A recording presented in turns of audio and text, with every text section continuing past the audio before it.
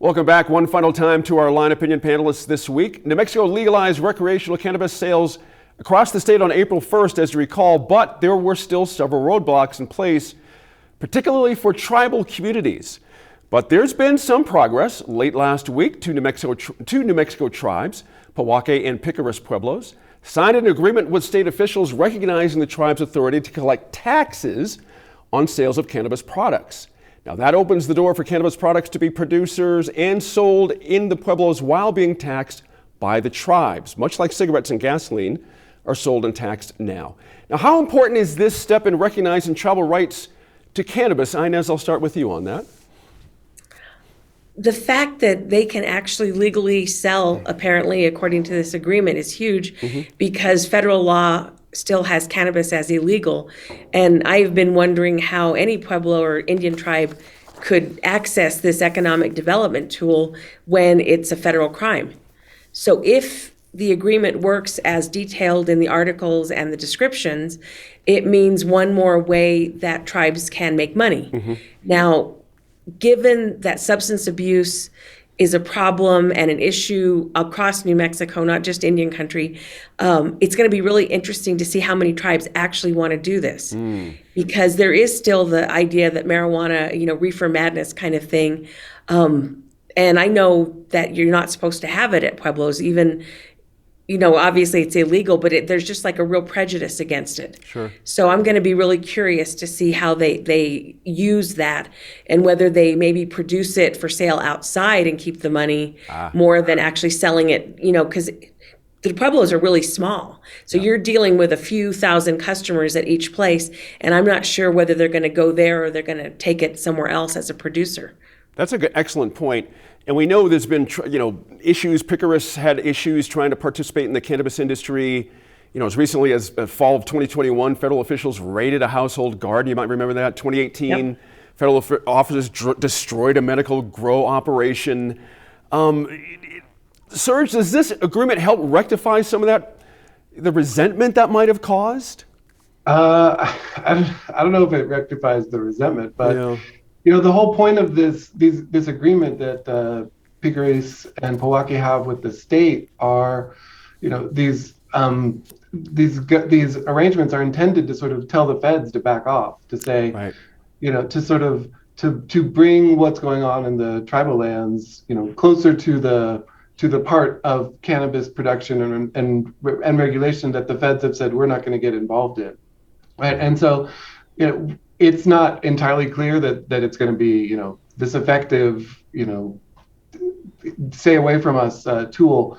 But that's the whole point of this, right? Because tribal cannabis, rights are in a bit of a legal gray area and have been contested, and the feds are unpredictable about how it depends on who is the the U.S. attorney in your area or who's calling whatever shots. And so this is an attempt to provide some security, some predictability to this.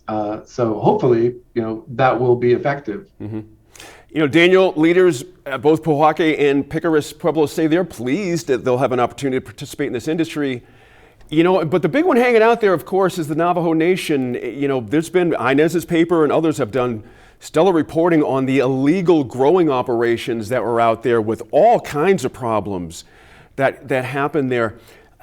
Might that be a stumbling block to some of these agreements for other tribes to make similar agreements in the near future?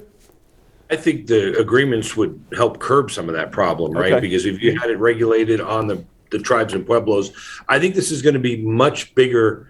This is going to be a much bigger issue than I think anybody's giving it attention today, because I think this is going to become ground zero for the Fed's discussion about states' rights versus tribal rights versus sovereignty. I mean, I'm not sure what other states have entered into these compacts with Native Americans, with tribal entities, but you got to remember, no matter what happens, the tribal entities, right, wrong, or indifferent, still answer to the Bureau of Indian Affairs. Sure.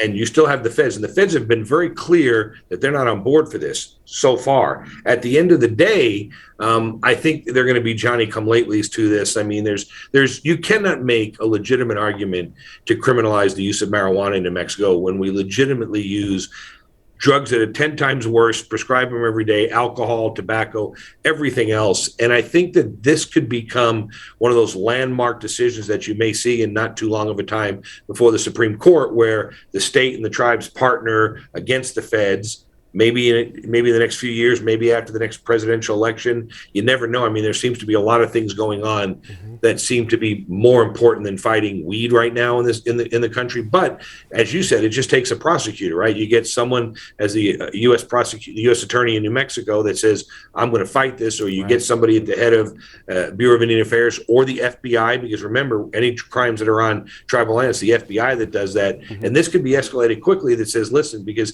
this is really going to draw the line and I think highlight the difference between states' rights, tribal sovereignty, and the federal government's overreach and overuse of force and power on tribal lands." And this could become a real decision-making case, I think, going forward. I think they need the opportunity. I think if I was to gather paying attention to this, I think what will happen, there'll obviously be some retail facilities on tribal land, but I think you're going to see them in the growing business much more than they are in the sales business, meaning they're going to be huge Humboldt County type entities that can distribute this stuff throughout New Mexico. They have the number one thing that's needed that they'll never run out of. And we talked about it earlier. Yeah. Water. That's right. Inez, pick up on that if you would. Some good points there.